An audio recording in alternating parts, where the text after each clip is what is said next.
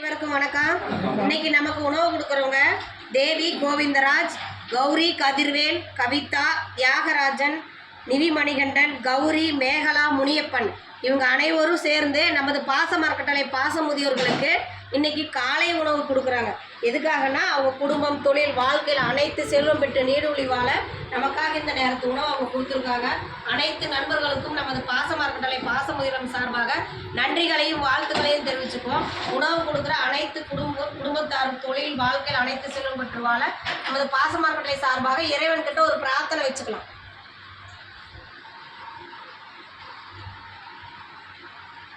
உணவு கொடுக்குற அனைத்து நண்பர்களுக்கும் நன்றிகளையும் வாழ்த்துக்களையும் தெரிவிச்சுக்கிறோம்மா.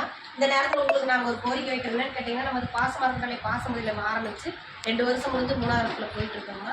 இங்கே நிறைய பேருக்கு வந்து இடம் கேட்குறாங்க. இட வசதி பத்தாதனால சொந்தமாக இடம் வாங்கி கட்டடம் அமைக்கலான்னு இருக்கோம். இடம் பார்த்துக்கிட்டு இருக்கோம். அதுக்கு உங்களால் முடிஞ்ச வரையும் செஞ்சுக்கலாம். நீங்கள் மட்டும் இல்லாத உறவினர்கள், நண்பர்கள், உங்களுக்கு தெரிஞ்ச இருக்கிறீங்களா இந்த மாதிரி ஒரு முதியோரில் இருக்காங்க, 35 நபர்களுக்கு மேலே இருக்காங்க.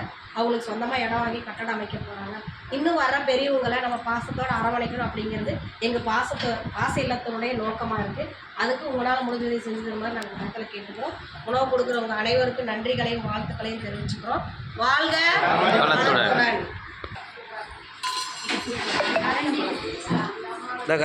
சரி,